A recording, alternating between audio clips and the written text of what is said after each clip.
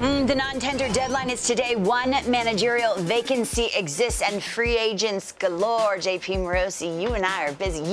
You're busy, and you and I always talk about free agents. And we started this season talking about Jonathan India. I'd love to continue that conversation because we keep hearing 3 or 4 teams are talking about him. Are you of the mind that those talks go somewhere? Good morning.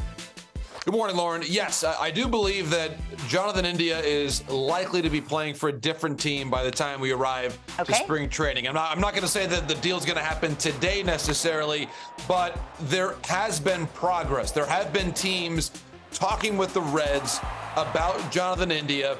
The Reds have now a lot of infield depth, a lot of quality infield depth, De La Cruz and McLean and Encarnacion Strand, of course. And so as a result of all of this talent, they now have the ability to move India to get back the pitching that they need. And we've talked before about the Mariners and Reds being frequent trade partners.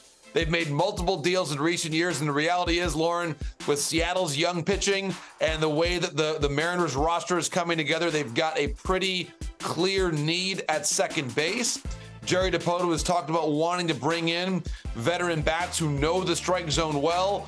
All of these things point to the Reds and the Mariners being a very strong fit for Jonathan India. So we'll see if potentially that ends up happening. If not today, at some point in the coming weeks. Narrowing it down for us, and this sounds crazy because every inning of his big league career was at second, but he did play third base in the minors as well, so perhaps that's in play. What about Alex Verdugo, JP? 1 year away from free agency. I think we forget that he's 27 years old, and in terms of corner outfielders, the free agent market, not the biggest. What are you hearing?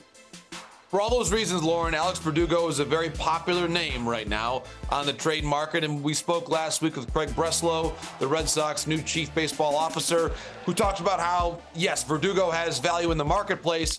He also has value to us, as he was speaking about the Red Sox. The irony, Lauren, and this has been reported by numerous people in the industry, and so it's been a favorite topic of discussion in recent days. Ironically, one of the teams that fits Alex Verdugo the best would be the New York Yankees. Now, that is a very unique idea to think about. How could there be a trade there? The idea has been put out there into the baseball ether and the conversation about potentially an Alex Verdugo Gleyber Torres move, because that would help both teams. Now, how often do you see deals happen between the Red Sox and the Yankees? Not that often. There is, again, to pick up on a conversation topic earlier today, Lauren, a lot of bad blood between the Red Sox and Yankees. Taylor, you Swiftie, you. I see you. I like it. By the way, Bad Blood is a song by Taylor Swift, Matt Vasgersian, he's just going through his Rolodex in his phone. He's not listening to us, not paying attention. What about relievers? JP, I think it's so interesting that we sometimes gloss over these names, and we see it every October. They pitch the most meaningful innings. They do. Robert Stevenson is one of my favorite names right now on the free agent market. Of course, originally was a member of the Reds.